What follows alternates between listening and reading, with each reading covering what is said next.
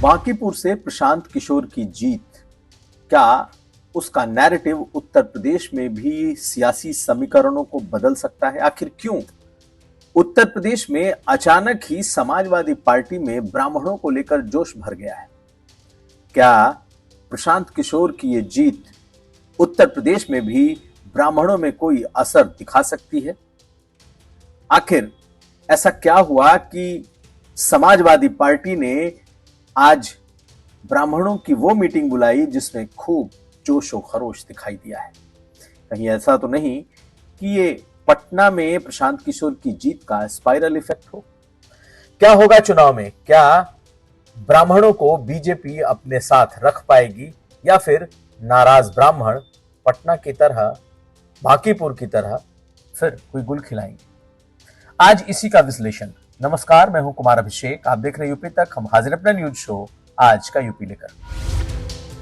बांकीपुर उपचुनाव का नतीजा आए अभी महज 2 से 3 दिन हुए हैं और जो समीक्षा आ रही है, जो बांकीपुर के रिजल्ट के नतीजे बता रहे हैं, वो ये कि बड़ी तादाद में बीजेपी के कोर वोटरों ने बीजेपी का साथ छोड़ा और राष्ट्रीय अध्यक्ष की सीट बीजेपी हार गई, जो 1995 से बीजेपी का गढ़ बना हुआ था। और कहा जा रहा है कि बीजेपी की इस हार में सबसे बड़ी भूमिका सवर्ण जातियों की रही, खासकर ब्राह्मण, भूमिहार, ठाकुर, कायस्थ, बनिया, ये तमाम वैसे वोटर जो आंख बंद कर 3 दशकों से बीजेपी को वोट कर रहे थे। और प्रशांत किशोर की जीत के बाद से बिहार का जो चुनावी गणित है, समीकरण है, नैरेटिव है, वो तो बदल ही रहा है। लेकिन आज जब लखनऊ में अखिलेश यादव ने जनेश्वर मिश्र की जयंती पर ब्राह्मण सम्मेलन बुलाया और उसमें जबरदस्त तरीके से ब्राह्मणों की हिस्सेदारी, भागीदारी दिखाई दी, तो ये चर्चा चल पड़ी कि क्या कहीं बांकीपुर का कोई असर, कोई स्पाइरल इफेक्ट क्या अब उत्तर प्रदेश में भी हो सकता है?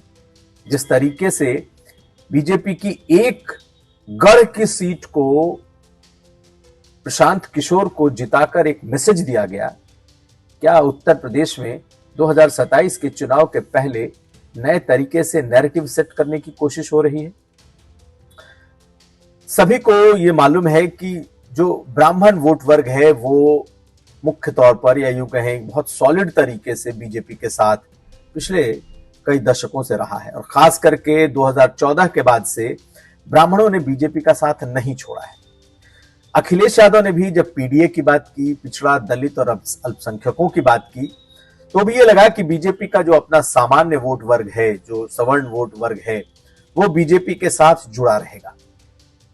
कुछ वक्त पहले तक जब कई एनकाउंटर्स हुए, खास करके विकास दुबे जैसे एनकाउंटर भी जब हुए, उसमें पुलिस वालों को जब विकास दुबे और उनके साथियों ने मारा, तो इधर से भी कई ऐसे लोगों के एनकाउंटर हुए जो अपराधी प्रवृत्ति के थे, अपराधी थे और ब्राह्मण थे। तो चर्चा ये निकली कि ब्राह्मणों का एनकाउंटर हो रहा है। उस दौर में भी ब्राह्मणों ने बीजेपी का साथ नहीं छोड़ा था। लेकिन बिहार में भरत तिवारी के एक एनकाउंटर ने बिहार का सियासी माहौल तो बदला ही, अब इसका असर उत्तर प्रदेश में भी दिखाई देने लगा है। बिल्कुल बलिया से सटा हुआ जिला है बक्सर, और जहां पर भरत तिवारी एनकाउंटर के बाद से जब बिहार में पहला उपचुनाव आया तो ब्राह्मणों ने अपनी ताकत दिखा दी। और प्रशांत किशोर की जीत के तुरंत बाद जब समाजवादी पार्टी ने लखनऊ में अपना जनेश्वर मिश्र की जयंती पर ब्राह्मण सम्मेलन बुलाया, तो यहां भी एक ताकत, एक शक्ति दिखाने की कोशिश हुई। अखिलेश यादव जो लगातार पीडीए यानी कि पिछड़ा, दलित और अल्पसंख्यक की बात कर रहे थे, आज उन्होंने पीडीए में से पीडी का मतलब पंडित बताया। पीड़ित, उन्होंने पीडीए का जो पी है उसको उन्होंने कहा कि जो जिसे हम पीड़ित कहते हैं, पीड़ित तो पंडित भी है। और फिर उन्होंने ये भी कह दिया कि विकास दुबे सहित न जाने कितने एनकाउंटर हुए और कितने लोगों को, ब्राह्मणों को पीड़ित किया गया है। तो आज किस तरीके से उस नैरेटिव को आज उत्तर प्रदेश में अखिलेश यादव ने आगे बढ़ाया है, जरा अखिलेश यादव को सुनिए। लोग पीडीए की बात करते हैं और पीडीए की नई नई परिभाषा बनाते हैं। जब से पीडीए से वो लोग हारे हैं, तब से पीडीए की नई नई परिभाषा बना रहे हैं वो लोग, लेकिन वो लोग भूल गए हैं पीडीए में पीडी पंडित का ही शुड फॉर्म है। जो लोग पीडीए की परिभाषा समय समय पर दूसरी बनाते हैं, वो जान लें कि पीडीए में पीडी जो है वो पंडित का शॉर्ट फॉर्म है, और जितनी पीड़ा दोगे, पीड़ा बढ़ाओगे, उतना ही पीडी और मजबूत दिखाई देगा। तो पार्टी दफ्तर में आज मंच सजा था ब्राह्मण सम्मेलन के लिए, और ऐसा लग रहा था मानो किसी बहुत बड़े अनुष्ठान का कार्यक्रम हो। बटुक बुलाए गए थे, बकायदा वहां पर आरती का माहौल था। बड़े बड़े जो सपा के ब्राह्मण चेहरे हैं, सबों ने आज पूरा समाजवादी पार्टी दफ्तर एक तरीके से उन्होंने अपने रंग से रंग दिया था। अखिलेश यादव ने पहले टिकट का सार्वजनिक ऐलान भी कर दिया कि अयोध्या से पवन पांडे ही उनके उम्मीदवार भी होंगे। तो ब्राह्मणों को लेकर जो ये एक विमर्श शुरू हुआ है, वो समाजवादी पार्टी ने आज उसका श्री गणेश किया है। पहले जरा अखिलेश यादव को सुनिए जब उन्होंने पवन पांडे के नाम का ऐलान किया है। पवन पांडे जी जो अयोध्या से इस बार जीतने जा रहे हैं। तो आपने पवन पांडे के नाम का ऐलान सुन लिया। ये वही पवन पांडे हैं जिन्होंने जो इस चढ़ावा चोरी में की जो चर्चा सामने आई, जो पूरा का पूरा विवाद सामने आया, पूरा मामला सामने आया, उसमें इनकी बड़ी अहम भूमिका रही। कहा जाता है कि अखिलेश यादव को जो मंदिर के भीतर का जो चढ़ावा चोरी कांड का टिप ऑफ जिन्होंने दिया वो पवन पांडे ही थे, और आज उनके नाम का ऐलान कर दिया गया। हालांकि पहले विधायक भी रह चुके हैं, मंत्री भी रह चुके हैं, लेकिन अखिलेश यादव ने इसी बहाने एक संदेश देने की कोशिश की कि उनके तरफ से जो पहला कैंडिडेट ऐलान किया गया है वो एक ब्राह्मण ही है। और पवन पांडे ने भी मंच से अपने जोश में क्या क्या कहा, ये भी सुनिए कि आज तो ब्राह्मणों की सुनी नहीं जाती। जब वो मंत्री थे तो सीधे डीजीपी उनकी बात सुनते थे। जरा पवन पांडे को भी सुन लीजिए। और ब्राह्मण समाज के लोगों, जो तुम्हारे शरीर में सबसे महत्वपूर्ण है तुम्हारी शिखा, उस शिखा को पकड़कर ब्राह्मण बटकों को लातों से, जूतों से मारा गया। क्या तुम्हारा खून नहीं खौला? इस अपमान का बदला कब लोगे? अरे ब्राह्मण समाज के लोगों, 2 दिन की विधवा नाबालिग थी, उसको भी जेल में योगी आदित्यनाथ की सरकार ने डालने का काम किया था, किसी और ने नहीं किया था। ये मैं कहना चाहता हूं। भारतीय जनता पार्टी में एक डिप्टी सीएम है, होमगार्ड भी उनकी नहीं सुनता, सिपाही दरोगा उनकी नहीं सुनता। दिन भर राम राम राम राम राम राम राम राम राम राम राम राम राम राम राम राम, शाम को चढ़ावा पार, चढ़ावा पार, चढ़ावा पार, चढ़ावा पार, चढ़ावा पार, चढ़ावा पार। दिन भर किया राम राम, और शाम को राम मंदिर से चढ़ावा पार। ऐसे चोरों को भी उत्तर प्रदेश की कुर्सी से हटाने की जिम्मेदारी आपकी है। लेकिन ब्राह्मणों को लेकर एक बात जो अखिलेश यादव ने कही वो ये, यानी कि कैसे यादव और ब्राह्मण एक समीकरण बनता है। अभी तक जिसे कहा जाता था कि अगर अखिलेश यादव या समाजवादी पार्टी का कैंडिडेट होता है तो ब्राह्मण वोट नहीं करता है, या ब्राह्मण बहुत कम मात्रा में वोट करता है। लेकिन अब बात कृष्ण और सुदामा की होने लगी। अखिलेश यादव ने कृष्ण और सुदामा की दोस्ती का जिक्र किया। कृष्ण जिसे गोप, यादव, यदुवंशी सब कहा गया, और सुदामा जो गरीब ब्राह्मण हुआ करते थे, उनकी कहानी, उनकी कथाएं, उनके किंवदंतियां बचपन से सब सुनते आए हैं। तो कृष्ण सुदामा की जो दोस्ती है, आज अखिलेश यादव ने इस मंच से उसका भी जिक्र किया कि कैसे पीडी अपनी जगह, लेकिन यादव और ब्राह्मण एक साथ एक समीकरण में है। जरा सुनिए अखिलेश यादव। भगवान कृष्ण और सुदामा की दोस्ती आज की नहीं है, बताओ कितने हजार साल पुरानी है, किस युग की है दोस्ती?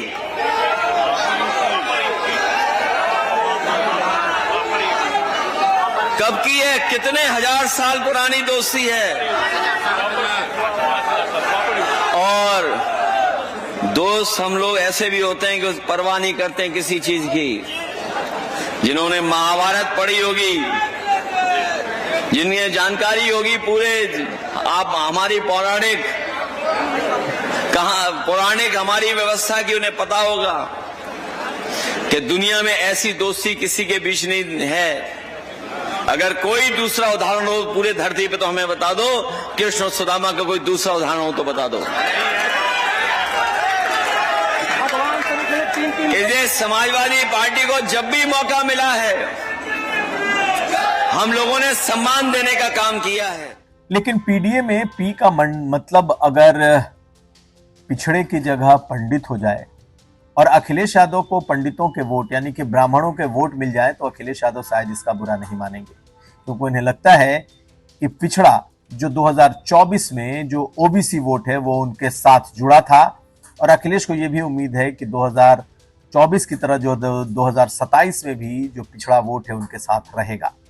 लेकिन 2027 में अगर पीडी, जिसे वो पीडीए के पीडी को पंडित कह रहे हैं, अगर वो जुड़ जाए तो शायद अखिलेश यादव का बड़ा काम हो जाएगा।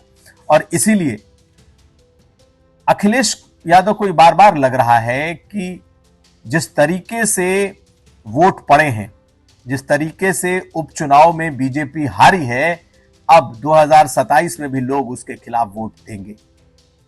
और ऐसे में अब पीडीए से पीडीए प्लस की तरफ जाना पड़े, पिछड़ा दलित अल्पसंख्यक के अलावा अब अगर ब्राह्मणों को, दूसरी बिरादरियों को भी अगर उसी अग्रेसन के साथ जोड़ा जाए तो शायद उन्हें और फायदा होगा। और यही वजह है कि अब वो खुलकर कहने लगे हैं कि इस बार इतने वोट आएंगे कि इस बार बीजेपी समझ ही नहीं पाएगी। खैर, अखिलेश यादव सिर्फ यही नहीं रुकते, लेकिन एक बात जो वो लगातार इस उपचुनाव के बाद कह रहे हैं कि बीजेपी चेक कर रही थी कि आखिर उनका वोट कितना कमा है, आखिर वो हार कर वो देख रही थी कि क्या सचमुच लोगों में नाराजगी है। अखिलेश यादव का यह बयान भी बहुत चर्चा में है कि इस बार का चुनाव बहुत निष्पक्ष, बहुत फेयर तरीके से कराया गया है पटना में, ताकि बीजेपी ये जान सके, ये भांप सके क्या सचमुच नाराजगी का लेवल यही है। सुनिए अखिलेश को। ये चुनाव जो हारे हैं, ये चुनाव इसलिए जानबूझ करके हारे, ये जनता को चेक करना चाहते थे कि बिना बेईमानी के हम जीत सकते हैं कि नहीं जीत सकते हैं। इसलिए चुनाव हारे हैं। बांकीपुर का चुनाव इसीलिए हारे हैं, इसीलिए हारे दतिया की जो विधानसभा का उपचुनाव था। इन्होंने कोई वो मॉडल नहीं अपनाया जो यूपी और बंगाल में अपनाया था। ये लोग जो चर्चा कर रहे हैं कि अब विपक्षी लोग ईवीएम की बात नहीं करेंगे, ये जनता को धोखा देने के लिए उपचुनाव इन्होंने हारने का काम किया है। लेकिन फिर बात वही कि क्या ब्राह्मण भाजपा को छोड़कर समाजवादी पार्टी की तरफ आएगा? क्या ब्राह्मण इंडिया ब्लॉक की तरफ रुख करेगा?